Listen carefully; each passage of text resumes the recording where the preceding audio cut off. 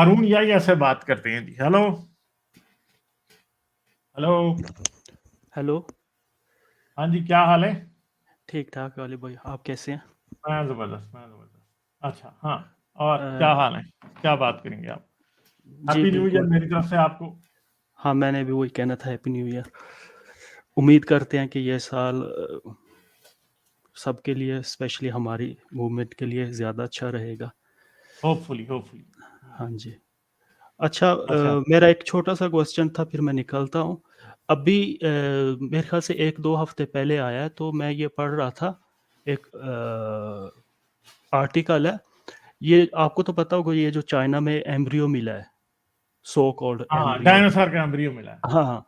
तो अंडे उसी पे के अंदर मैंने था। जी, हाँ। उसी पे मैंने क्वेश्चन करना था कि ठीक है, ये जो फॉसिल मिला है चाइना में, वैसे तो यानी पिक्चर्स वगैरह तो बहुत अमेजिंग है, यानी देख के अजीब-सी फीलिंग होती है बंदे को। और मुझे ये जो थेरापोड्स और यानी बर्ड्स के दरमियान का जो एक लिंक है, यानी उस वजह से भी ये फॉसिल काफ़ी इंटरेस्टिंग हो जाता है। लेकिन यानी साइंटिस्ट या जो चाइनीज़ जो साइंटिस्ट हैं, उन्होंने फ़ौरन ही इसको डायनासोर का एम्ब्रियो कैसे कह दिया है? आई मीन यानी फॉसिल है एम्ब्रियो, यानी एक एम्ब्रियो का फॉसिल है, तो आप यानी हम उससे कैसे बता सकते हैं कि ये डायनासोर ही का है? हालाँकि ये भी तो हो सकता है कि डायनासोर यानी पोस्ट डायनासोर का जो एरा है, उस किसी बर्ड का भी हो सकता है कि जो बर्ड यानी वो भी एक्सटिंक्ट हो चुका हो, तो यानी ये स्पेसिफिकली उन्होंने क्यों कहा है कि ये डायनासोर ही का है? और क्या हम डायनासोर यानी इस फॉसिल का डीएनए टेस्ट वगैरह कर सकते हैं? यानी एक फॉसिल का डीएनए टेस्ट कैसे हो सकता है? यानी कन्फर्म कैसे कर सकते हैं कि ये वाक़ई ही डायनासोर का एम्ब्रियो है? एक तो उन्होंने स्पीशीज देख के बताया है, ठीक है, कि ये डायनासोर का ही होगा। है। दूसरी बात है कि डायनासोर के फॉसिल्स एक खास एज की रॉक्स में से निकलते हैं, जो कि जुरासिक से पुरानी होती है। ठीक है। हाँ, नहीं वो वहाँ पे इसलिए लिखा हुआ हाँ। था। यानी हाँ। ये एग्ज़ैक्ट डेट कैसे बता सकते हैं? लेट्स से कि 65 मिलियन ईयर का है, तो ये मेबी 55 का भी हो सकता है, यानी पोस्ट अ, डायनासोर एरा की मैं बात कर रहा हूँ। तो वो मैं आपको बताता हूँ ना कैसे होता है। हर एक खास एज के रॉक्स होते हैं, ठीक है। जैसे जुरासिक की एज के रॉक्स में ना, ये जुरासिक जी, जी। 199 से 145 मिलियन ईयर्स के दरमियान में जो है ना, हमें डायनासोर्स मिलते हैं। ठीक है। इधर इनके फॉसिल और इससे पीछे भी नहीं मिलेंगे, इससे आगे भी नहीं मिलेंगे। ठीक है जी, हुँ, जुरासिक एज के, ठीक है, दरमियान में हमें ये मिलते हैं। और जुरासिक और इसके बाद ये बिग एक्सटिंक्शन 65 पॉइंट, ये तकरीबन जुरासिक से मिलने शुरू होते हैं, क्रिटेशियस में मिलते रहते हैं। फिर हुँ, हुँ। 65 मिलियन ईयर्स पहले ये हमें तकरीबन एक्सटिंक्ट हो जाती हैं। तो ये इन एजेस के रॉक्स के अंदर ही मिला होगा, इसलिए इनको अंडे से पता लग गया कि ये क्या है, ये डायनासोर का। दूसरी बात है कि अंडे का साइज जो है वो बर्ड के अंडे से साइज से काफी बड़ा होगा।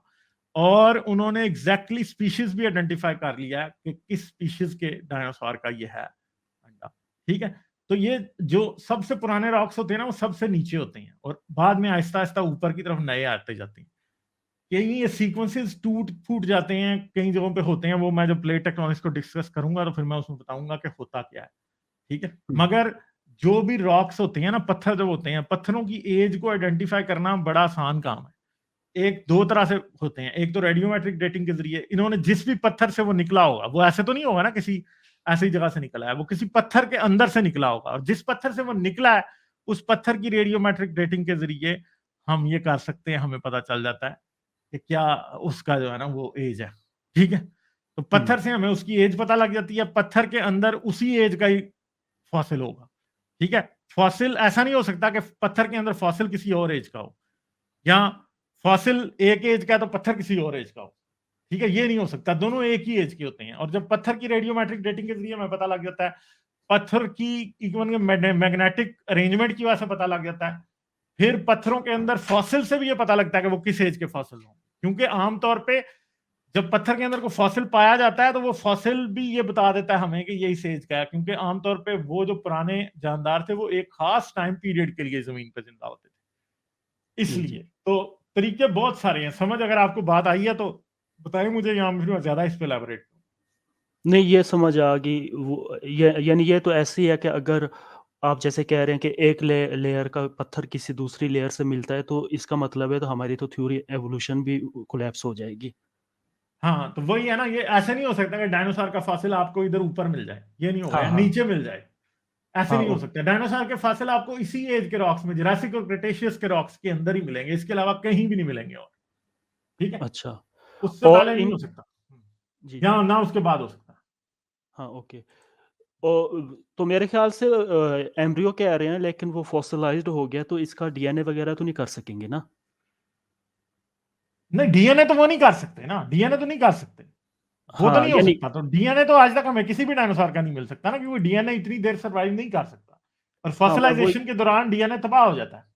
हाँ, मैं वही कह रहा था कि अगर ये एम्ब्रियो है, तो हो सकता है कि इससे कोई यानी पैदा कर सकें, यानी एक नहीं नया नहीं, उसके डायनासोर। अंदर डीएनए नहीं है, आप नहीं कर सकते पैदा उससे, बड़ा हाँ। मुश्किल है।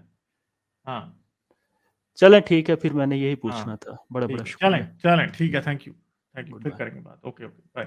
लाइक, शेयर और सब्सक्राइब करना मत भूलें। इसके साथ साथ आप मेरे चैनल को पेट्रियन पर सपोर्ट कर सकते हैं। पेट्रियन का लिंक वीडियो की डिस्क्रिप्शन में है।